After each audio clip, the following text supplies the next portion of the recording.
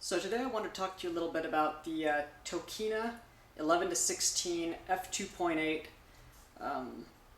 ultra-wide-angle lens.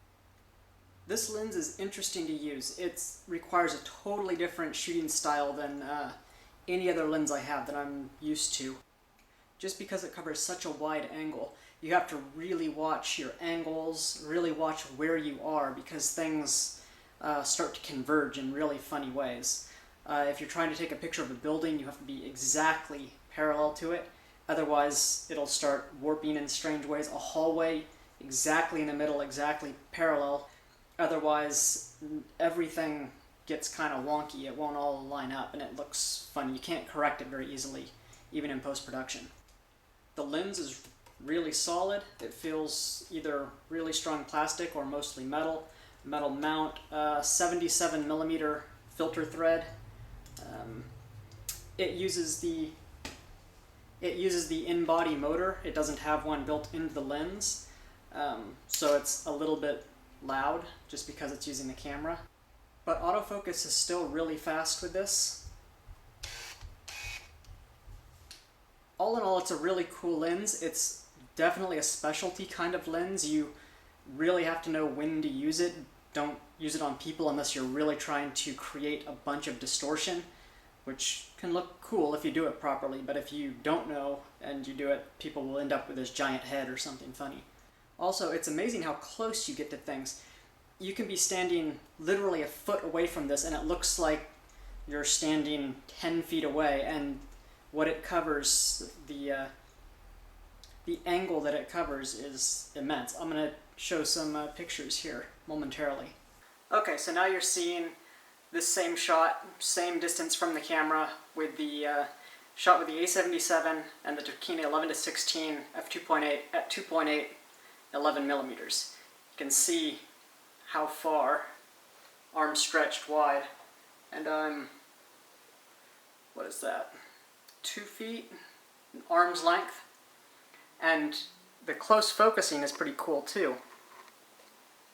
So here I am at the close focus distance. You can see the distortion on my head. I look totally weird. I'm probably 8 inches away from the camera, but you can still see the whole room, and it's really weird.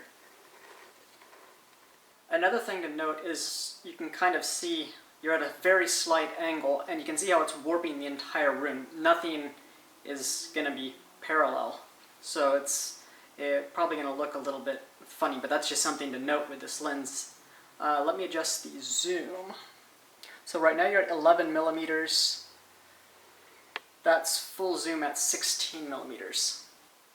Now I'll take a couple still images of the hallway over here so you can see how moving from side to side will affect the distortion. Okay, so now at 11mm, let's shoot this hallway, and I'll show you the distortion. First shot should be right smack in the middle, or as close as I can get it.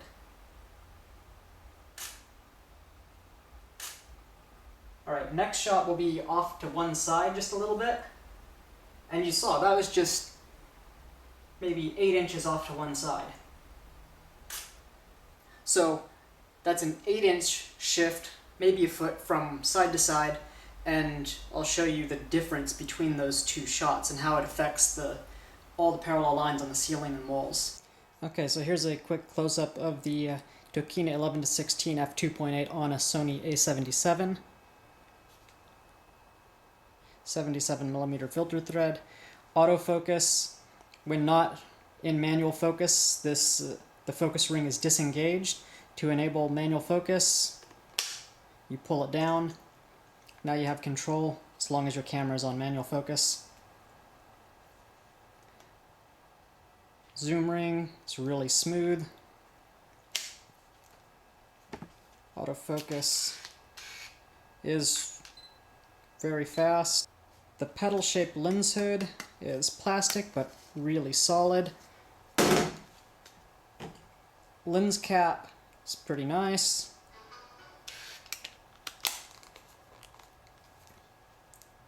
And there you have it, the Tokina 11-16 f2.8. Now let's go look at some sample images. Okay, now let's take a look at a bunch of sample images I've taken with a Tokina 11-16 f2.8 lens.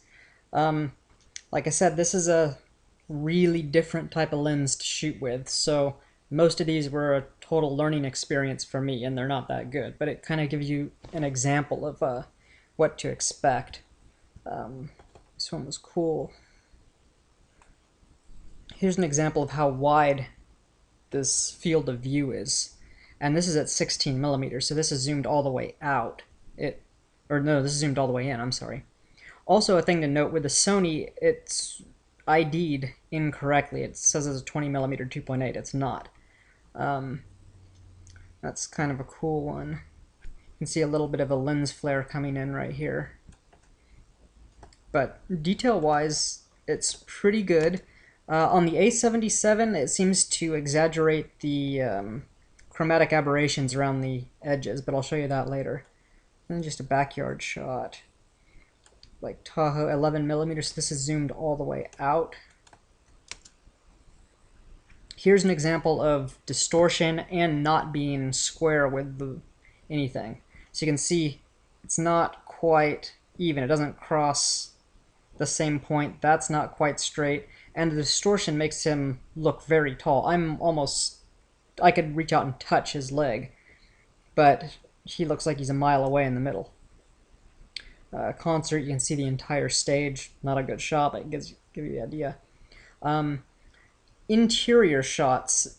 This was a extremely tiny bathroom, but this lens at 11 or 12 millimeters lets you exaggerate the size of things substantially. It's really amazing. Interior, I wasn't quite level, which screws up kind of everything.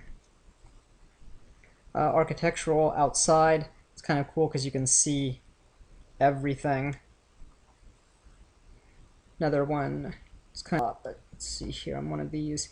You can see chromatic aberrations around the edges pretty substantially. It's kind of a cool one. The Bokeh, that's at 4.5, but still, you have to focus, like right close focus in order to get things to blow out. Otherwise, because it's such a wide angle, things tend to stay in focus.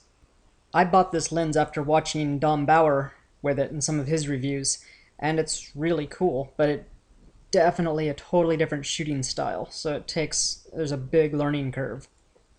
And it's kind of cool. I was trying to use the distortion to my advantage. Again, trying to use distortion. This is not a great image, but I'm sitting halfway down the bench, and it looks like she's 10 feet tall and a mile away. It's wild. Once you understand the distortion, you can start to use it to your advantage. You can do some neat things with it, but you just have to really be aware of the edges and the center, and you can see how things will converge at points and whatnot. It's really easy to accidentally get something into the edge of one of these shots because it's just so wide. You really have to scan the edges of the frame. Kind of neat. Not perfectly level, but not that bad. Lens flare, kind of give you an idea. All size distortion, if you get really close, something will look gigantic. This is one of my favorite shots at a tide pool, 11 millimeters. Sunset HDR. So you can see the detail in this. It's just pretty amazing how much this lens will capture. Right up against a grapevine. It's the cat. If you get close to something, you can deliberately make them look really large. Maternity shot, kind of interesting. This is my arms. I'm just reaching right around the camera, so you can see how long it makes my arms look and how far away the book is. It's a foot from the front of the lens. Hallway, you can make things in the center of the frame look really far away. This was not that long of a hallway. Bridge, it's kind of interesting. You can get a lot of stuff in the frame with this. Night shot.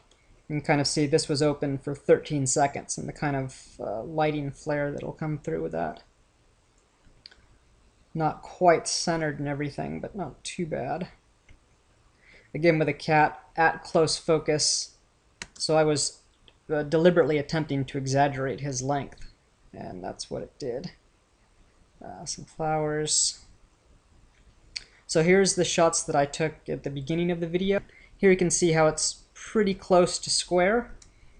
Here's the one that's not, and the thing with this, you can't even correct it by just leveling it out, because now nothing is straight, everything is wonky. So that 1 foot right or left of being parallel, and it totally makes things look not quite right. So there you can kind of see the difference in things. So I hope this helps. Bye.